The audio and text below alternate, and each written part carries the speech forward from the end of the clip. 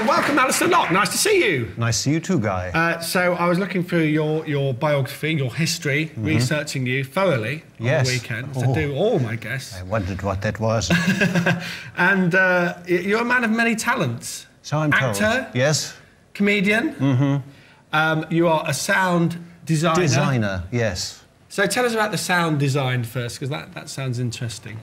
Well, how did you get into that line of work? Did that come first? Is that your? Do you want the short story or the longer version? You can Probably the edit. short. Okay. Considering well, the length of the show. Many years ago, I built a Dalek, and I started taking it to Doctor Who conventions, and I met people who worked on the show and fans of the show and so on and so forth. And I was interested in doing sound and plays. I recorded plays on cassette with a friend of mine from school, and it sort of started off as a hobby, and slowly but surely became a full-time job.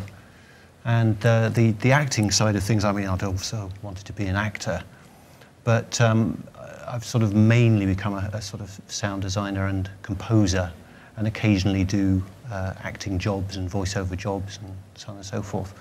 In line with that, and you've sort of kept the sci-fi theme going, haven't you? You're into your sci-fi, because we're going to see some work very shortly. But Blake 7, remember Blake 7, Jules? No. Oh. But I've heard of it. Sorry, I have heard of it. It was like an amazing sci-fi in the 80s. It was, well, it ran from 1978 to 81. Really? 4 it years. was the 70s. Yes, it came out a year after Star Wars. So, you know, you saw Star Wars, this amazing genre-changing film, and then you saw the sort of BBC cupboard version of it. It was, I mean, the set of Blake 7 was very similar to this set. Yeah. I would say. Yeah. Would you say that? I would say that. When they clambered up to the controls, you'd hear them clumping onto the rostra. But within that, it was kind of like, it had a cult following. It did have a cult following. And still does. And still does, I mean, yes. I don't think it's been repeated of late, but I'm sure you could track it down. It's always being repeated somewhere. Yeah. And it's available on DVD. Right. And I'm working on a sort of new audio series.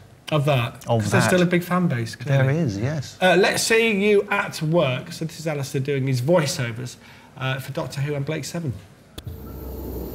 OK, the mining drone at coordinates 698420 will be the first marker point. 698420, confirmed. And then, how far do you want to go? Oh, I'm not going anywhere with you, man. Yeah, we'll see.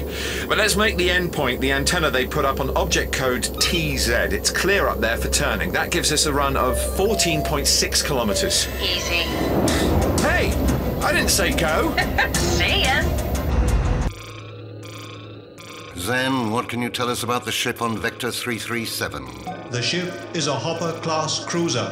It is currently maneuvering for landing orbit around the planet designated Apollon 5. Do you have anything to add to the conversation, Aurak? The ship and its course are certainly consistent with the known data. So it really could be Dana. The ship is currently approaching Apollon 5. We know that. And will be destroyed in precisely 7 seconds. What? How do you know? Explain. Apollon 5 has an Invector defense grid. 3 seconds. Defense grid activated. Invector mines deployed. She won't stand up. Oh! What was that?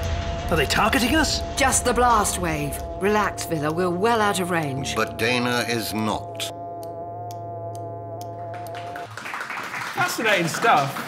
There's amazing voices in there. So how does that work practically? You're not all in the same room, like just bantering, are you? Or is it all recorded separately from home? We record the stories in a studio near Tunbridge Wells because it's convenient for Paul Darrow. He lives nearby. And Paul Darrow, I remember him.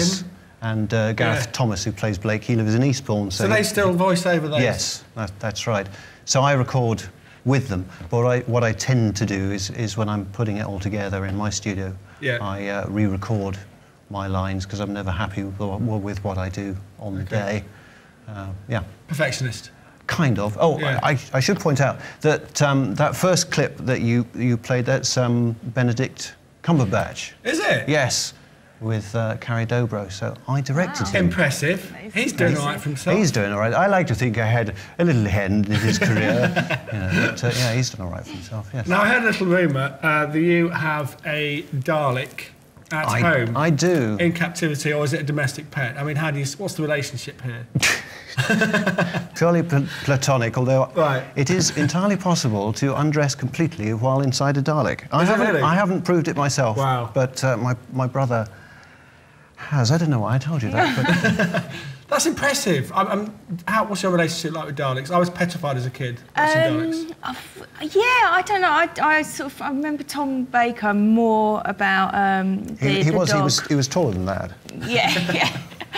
Yeah, no, I don't remember being scared of Daleks, actually. Yeah. No, around that time, I think I was just scared of whoever it was that shot JR. That's what I seem to remember around that period of time. I was more scared of the Cybermen myself. Do you remember them? Yeah, no, I remember them, yeah. Yeah. And what was the little dog called? K9. K9. That's what I remember Insufficient the data most, master. yes. I used to Changed look the at idea of that. him as well. So. Really? It's very impressive. Oh. It's very impressive. So what have you got coming up, project-wise? What are you doing? Well, I'm working on a Blake 7 at the moment. Then I shall be doing another Tom Baker story, which will come out in May. And also in the May festival, I shall be doing a show at the Brunswick, written by Andy Thomas and Jason Smart, who writes for the Treason Show. Andy Thomas has been on this show. Oh, Yeah. there you go, small world. Yeah. So, yes, that's what I shall be doing in the May festival. Okay, fun. Now, Jules, we didn't get to talk about Comedia, your work at Comedia. Yeah. Well, that's quite handy. I mean, you're doing your comedy and you're obviously working in Brighton's #1 comedy venue. So what's your role there?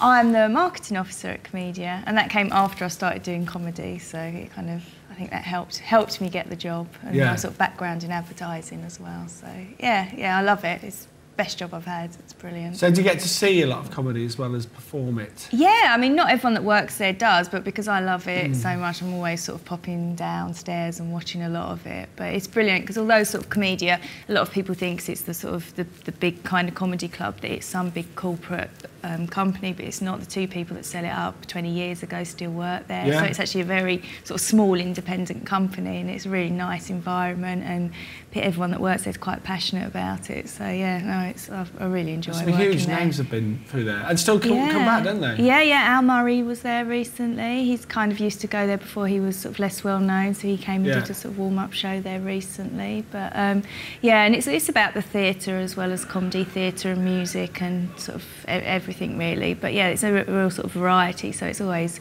interesting to see what I've sort of... So obviously doing the marketing, you have to learn a lot about the people that are going to be sort of performing there. So yeah, it's really, really interesting role, and it's great company. So nice, can't lovely. complain. So where do people find out more about your gigs and what you're up to? Very easy on my website. Just happens to have a website. Well, yes.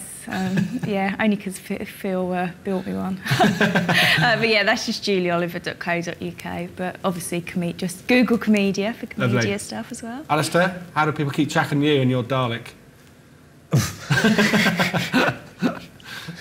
On my Facebook page. Okay, Facebook page, lovely. Thanks so much, guys. Thanks to my guests, Julie Oliver, Alistair Locke, and here to play us out, Jetpack Elastic.